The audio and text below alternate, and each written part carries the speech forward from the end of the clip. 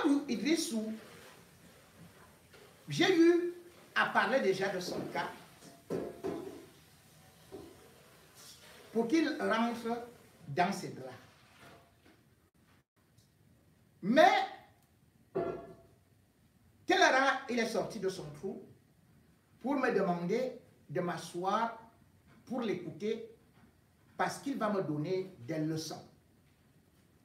Leçons de football, leçons me démontrant qu'il est le meilleur attaquant des Lions et que peut-être j'étais le pire des journalistes sportifs, même si j'ai reçu en France le prix Marcel Anselme et que j'ai toujours eu à être désigné dans les micros d'or.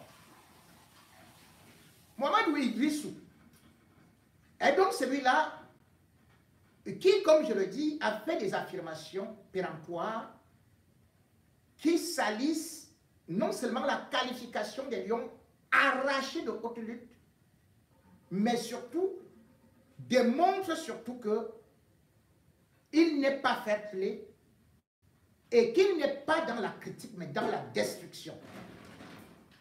Quand il y a une équipe nationale, il a le droit de critiquer, de porter ses remarques, mais il ne peut pas profiter, comme je l'ai dit, de Michael Ngade pour non seulement dire que le Cameroun est habitué à acheter des matchs et qu'on a acheté le match contre l'Algérie, et pourtant, d'autres pays qui sont beaucoup plus riches que nous,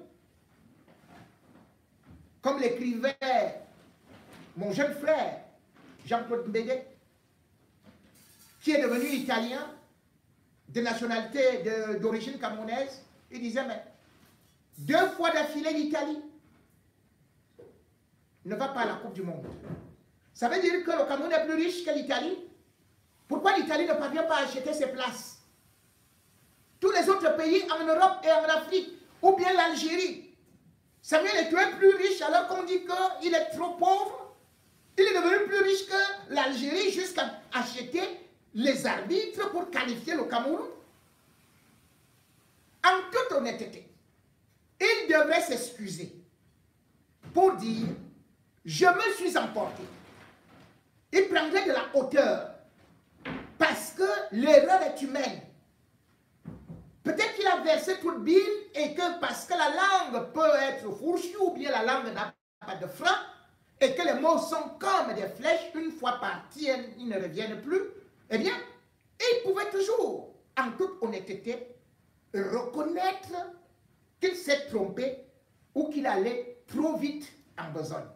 Mais que non, il continue à insister, à persister.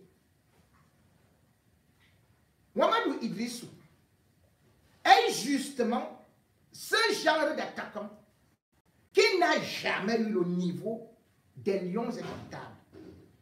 Il devrait se taire. Mais non, c'est lui qui fait beaucoup plus de bruit. Tchouki Idrissou, oh, je veux le tchoukoliser. Regardez un type. Il est avec un chapeau vert, comme un marabout. Il a la cravate rouge. Il a les lunettes de sorcier. Et il dit, je vais vous tchokoliser. Je vais vous tchokoliser. Mais Idrissou, où il est même souvent sous, où il est comment, on ne comprend pas. Voilà un type qu'on ne sait pas ce qu'il faisait dans les Lions indomptables. On l'appelait le mouton noir. Dès que le ballon vient, il ne voit même pas là où finit le terrain. Il court jusque dans les tribunes. C'est même les arbitres de touche qui lui disent que pardon, Idrissou, arrête la course comme ça. Le match fini, Idrissou est en train de courir. Voilà donc quelqu'un qui était comme un bon mouton, sélectionné dans les Lions, et qui vient aujourd'hui faire critiquer la sélection de tel ou tel, ou de le revendiquer Ngade, montrant que c'est Ngade qui, ou d'autres joueurs qui sont meilleurs. Je vais dire à ce marabout d'Idrissou que s'il n'a pas réussi au Cameroun, est-ce qu'en Europe, il peut dire là où il a réussi? Dans quel club? Et sur quels critères il était sélectionné? Je vous rappelle que Idrissou a réussi l'exploit d'être le dernier attaquant jouant au Cameroun. Il était au Rassin de 96 à 98. Vous connaissez combien de buts il a marqué? Toujours son chiffre là. 6. Sur les 6, il y avait 2 hors-jeu. En 2 ans, dans un championnat camerounais. Il arrive ici, vous connaissez un joueur qui a fait 18 clubs? C'est Idrissou. Vagabond international. Il a joué dans tous les petits clubs. Mais on ne sait sur quoi on s'est basé pour sélectionner ce monsieur-là, laissant même des meilleurs joueurs qui pourtant avaient souvent qualifié l'équipe du Cameroun. Je vous prends des exemples. Je vous ai pris le cas de Louis-Paul Fédé. Je vous prends Fédé mort en 2013. Je vous prends le cas de quelqu'un qui est vivant. Tchoutan Bernard. Tchoutan Bernard est celui-là qui a fait de vraies prestations au niveau des Lions. Qu'est-ce qu'on a vu? À la Coupe du Monde 94, on le barre à la dernière minute. C'était Rigobert Song. C'était Samuel Eto'o. Non. En 98, on barre Tchoutan Bernard. Toujours à la dernière minute. C'était Rigobert Song. Non. Je dis bien que ce soit Pierre Lechamp, que ce soit Claude Leroy, que ce soit Schaeffer, tous, dès qu'ils arrivaient, la première personne, c'est celui qui avait qualifié. Là, alors, c'était plus grave. Le Cameroun pour la Coupe du Monde au Japon 2002. Japon-Corée du Sud. C'était Tchoutan Bernard. Il avait contribué. C'était le meilleur joueur. Et puis, le Cameroun va en stage. Qu'est-ce qu'on va voir? Eh bien, Chafreba vient dire que, bon, sur 27 joueurs, il décide de faire partir 5. Sur les 5 là, il y avait qui? Joseph Désiré-Diop. Il y avait son gars, le gardien. Et il y avait Bernard Tchoutan et 2 locaux. Est-ce que les gens se sont levés à l'ouest ou au sud pour dire que oh, vraiment, le sélectionneur là est raciste, oh, pas raciste, qu'il est tribaliste, qu'il est ceci? Pourquoi est-ce que c'est toujours Bernard Tchoutan? Tchoutan a subi tout cela sans pouvoir se lever et monopoliser des médias. Et pourtant, tout un chacun voyait ses prestations. Tout un chacun savait qu'il était, comme d'ailleurs Louis-Paul Fédé, l'un des rares dribbleurs de l'équipe du Cameroun, quelqu'un qui pouvait mettre la défense adverse en difficulté. Mais tout le monde ne l'a pas fait. Ce qui est terrible, c'est que Idrissou, qui ne connaît pas amortir la balle, il amortit la balle avec le tendon. La balle colle ici, boum, ça part dehors. C'est cet Idrissou-là qui était toujours sélectionné. On l'avait sélectionné, il était à Fribourg. Une équipe où il n'était même pas titulaire. Il est venu en France. Est-ce que vous savez que Idrissou est venu bien à Caen ou quoi là, un petit club en France? Pour la première fois, j'entends que quelqu'un a été prêté à un club. Il n'a pas joué un dernier match. Quand on le prend dans l'équipe du Cameroun, là, il y a les Samuel Eto'o. Là, il y avait même, à cette époque-là, il y avait même le Choupo-Moting. Mais il y avait de grands... C'est Idrissou qui est à Kaiserslautern, qui traînait dans les queues du championnat. C'est celui-là qu'on prend, on le met. Et plus grave,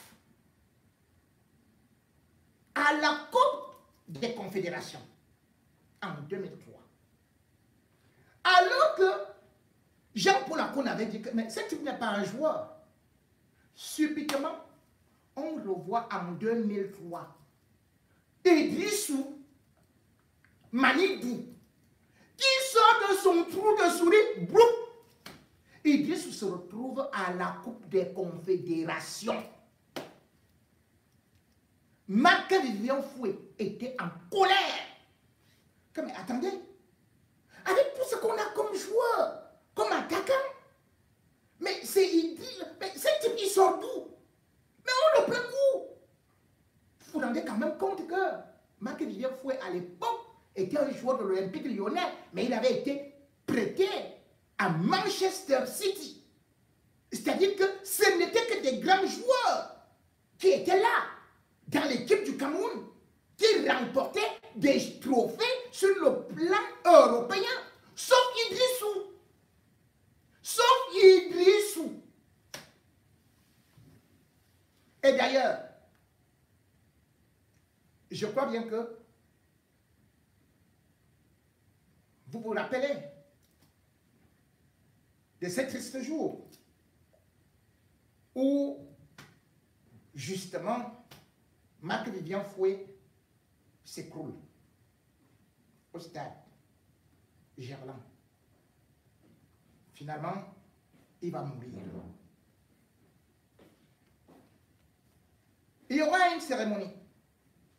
3 jours plus tard, puisque le Cameroun gagne la Colombie dans ce match-là, grâce à un but de Pius Ndjefi, demander à Idrissou ce qu'il faisait au stade, en dehors de jouer contre le Cameroun. Quand le Cameroun veut aller marquer, Idrissou préfère tirer pour chercher les pommes. Quand il voit un attaquant camerounais venir, mais on avait même mis Samuel Eto'o qui venait de remporter la coupe en Espagne. Mais Idrissou part tacler Samuel Eto'o. Idrissou allait revoir le match. Le jour de la finale, on reprend Idrissou, on met au stade. Alors que c'est Ndjefi qui nous avait sauvés. Idrissou. À la 43e minute, le jour de la finale, Barthez au goal. Les goals sont grands comme ça. Idrissou est seul devant Barthez. Mais même seulement comme ça, moi si même avec un demi-pied, je marquais. C'était à la 43e minute. Il fait la passe à Barthez. Il pose les mains sur la tête comme ça. Et finalement, c'est Thierry Henry qui va nous crucifier à la 97e minute. Mais ce qui est beaucoup plus grave pour Idrissou, c'est que non seulement il nous a toujours fait perdre, parce que je vais vous rappeler une chose, hein, tous les joueurs qui sont passés par des Lions là, chacun va vous dire j'ai remporté ceci en club, j'ai remporté ceci avec les Lions indomptables. Vous connaissez le nombre d'années de carrière d'Idrissou? 24 ans. Vous connaissez les trophées qu'il a remportés? 0, même avec les Lions. 0. Quand le gars est là, c'est la poisse. Avec ses marabouts là, il venait déjà avec ses trucs attachés aux fesses là, d'autres accrochés. On ne savait même pas. Tous les trucs de marabout là, ça ne servait à rien du tout. Ces trucs de marabout, c'était seulement pour marabouter les sélectionneurs. Et quand il arrive, il ne sait pas jouer. Et il repart encore, il maraboute, le sélectionneur le reprend. Regardez donc ce qui va se passer. Parce que même reconnaître les siens, honorer leur mémoire, il a été incapable. Vous savez, après la mort de Marc-Vivien Fouet, tout le Cameroun, toute l'Afrique, tout le monde entier était ému. Vous vous souvenez d'ailleurs comment est-ce que les joueurs du Cameroun portaient la photo avant la finale. Vous vous rappelez comment est-ce que Marcel Desailly a soulevé le trophée remporté par la France avec les Goberson. Tout le monde coulait les larmes sur le type là. Le 7 juillet 2003, on décide que tous les joueurs Camerounais doivent accompagner la dépouille de Marc-Vivien Foé au Cameroun.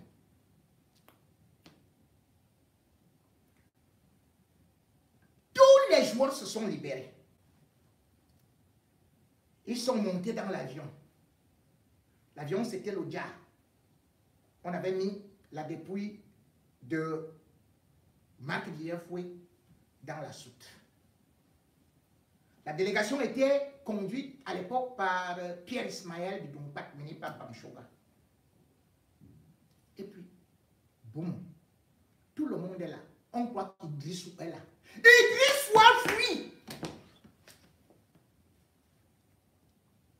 Le vol était arrivé à l'aéroport de Yaoundé-Simalem à 9h07. Ceux qui ont accueilli la dépouille, comme je vous dis, tous les lions et montables étaient là.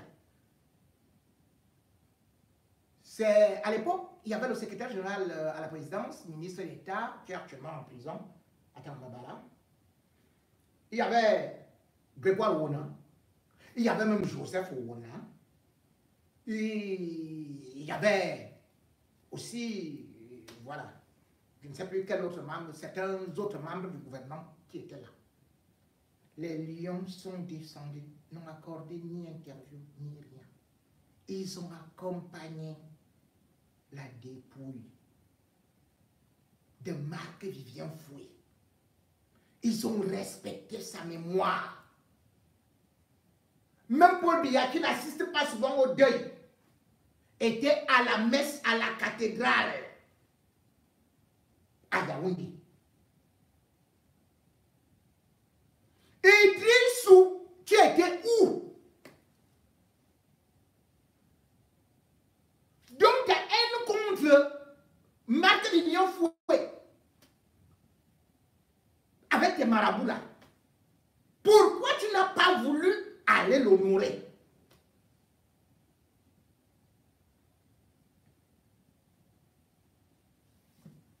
Comment vous pouvez expliquer que ce type-là vienne donc expliquer maintenant aux Camerounais qu'il a été important dans l'équipe des Lions, qu'il aime défendre ses coéquipiers? Si déjà tu n'as même pas eu de la compassion pour ton coéquipier, pour ton collègue, Idrissou était le plus nul de cette formation-là.